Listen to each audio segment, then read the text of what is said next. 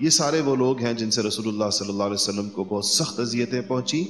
اور ان میں سے کسی کو اسلام نصیب نہیں ہوا، شرک اور کفر کی حالت میں مارے گئے۔ ایک بار آپ بیت اللہ کا طواف کر رہے تھے اور ان لوگوں سے، ان میں سے بعضوں کے حق میں آپ نے نام لے کر بد دعائیں بھی کی،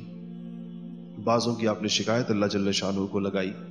اور ظاہر ہے وہ لوگ تھے جس کا میں نے کہا جنہوں نے ریڈ لائن کراس کر دی۔ تو ایک دفعہ آپ طواف کر رہے تھے تو حضرت جبرائیل امین آئے آپ کے پاس، حضور صلی اللہ علیہ وسلم کے پاس،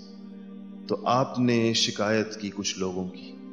آپ نے کہا کہ ان کا استہزاء، یہ شکایت آپ کو اپنی ذات پر پہنچنے والی تکلیف کی نہیں ہوتی تھی، یہ شکایت دین کے رستے میں ایسی رکاوٹیں ڈالنے کی ہوتی تھی جس سے دوسرے لوگوں کی ہدایت کا رستہ رک جائے گا، یعنی خود تو ہدایت پر آتے نہیں، دوسروں کو آنے نہیں دیتے۔ تو آپ نے اس کی شکایت کی، استہزاء کی اور تمسخر کی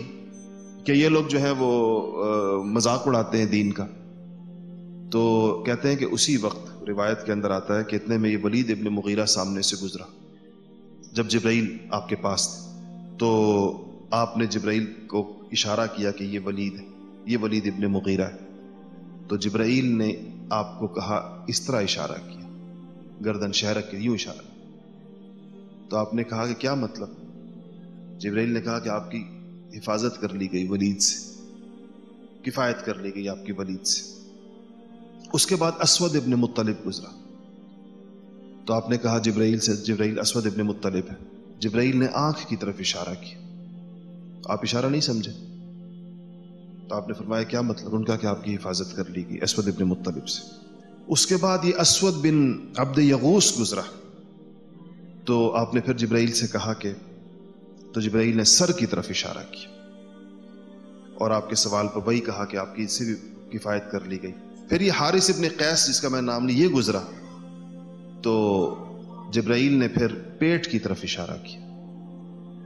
اس کے بعد عاص ابن وائل گزرا، تو جبرائیل نے پاؤں کے تلووں کی طرف اشارہ کیا۔ تو پھر یہ ہوا، یہ جو جبرائیل کے اشارے تھے یہ سارے کے سارے ایسے ثابت ہوئے کہ یہ جو پہلا شخص ولید گزرا، تو یہ گزر رہا تھا کہیں سے، تو قبیلہ خزاعہ کا ایک آدمی تیر بنا رہا تھا، تیر ہوتے ہیں جس طرح، اور بنا کے زمین پہ رکھ رہا تھا۔ تو یہ گزر رہا تھا تو اس کا پاؤں تیر کے ایک کنارے پر لگا، تو وہ تیر اوپر اٹھاتا ہے ڈنڈا، اگر آپ ایک طرف سے پاؤں رکھیں دوسری طرف سے کھڑا ہو جاتا ہے ڈنڈا، تو وہ تیر یہ کھڑا ہوا اور اسی گردن پہ خراش لگ گئی اس کی وجہ سے، وہ جو جبرائیل نے اشارہ گردن کی طرف کیا تھا، اور اسی خراش کی وجہ سے اس سے ایسا خون جاری ہوا بعد میں، پہلے وہ معمولی خراش تھی، بس ایک دم وہ پھوٹ پڑی اور اسی کے اندر وہ مرا۔ اور یہ جو دوسرا تھا جس کی آنکھوں کی طرف اشارہ کیا، اسود بن مطلب، یہ کیکر کے درخت کے نیچے بیٹھا ہوا تھا، اس کے بیٹے بھی ساتھ تھے، تو اس کی اپنے بیٹوں کو آوازیں دیتا رہا کہ کوئی میری آنکھوں میں کیکر کے